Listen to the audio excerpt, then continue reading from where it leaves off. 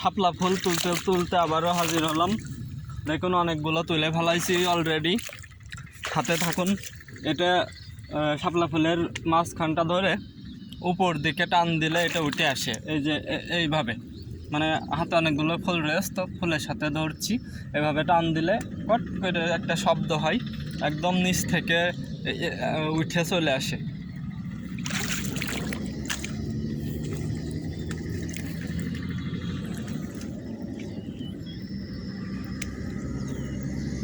দেখুন এই ফুলটা উঠাই নিচ্ছি, এই যে উঠে চলে আসলো। তুলতে বেশ ভালোই লাগে শাপলা ফুল, খাইতেও বেশ মজাই লাগে। বন্ধুরা, মনে হয় পেয়ে গেছি আবার শাপলা ফুলের ফল। না, নাই, ফলটা পচে গেছে। এই ফলগুলো বেশি দিন পানির তলে থাকলে পেকে পচে যায়। প্রথমে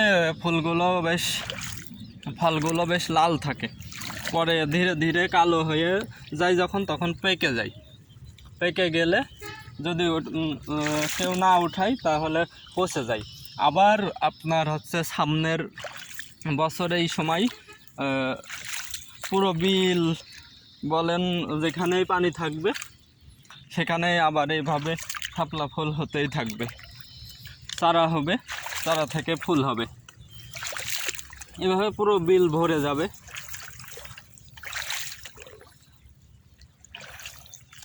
এই ফুলগুলো বেশ ছোট ছোট, একটু বড় ফুল হলে মানে একটু এতগুলো উঠাইতে হতো না, অল্প উঠাইলেই হয়ে যেত।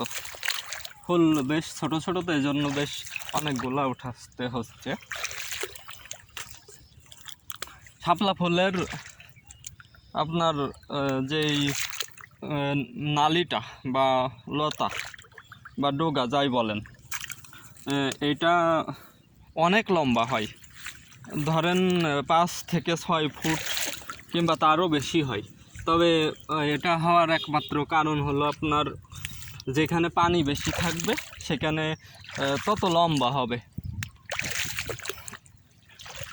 পানি যখন কমে যাবে তখন আপনার বেশি লম্বা হবে না।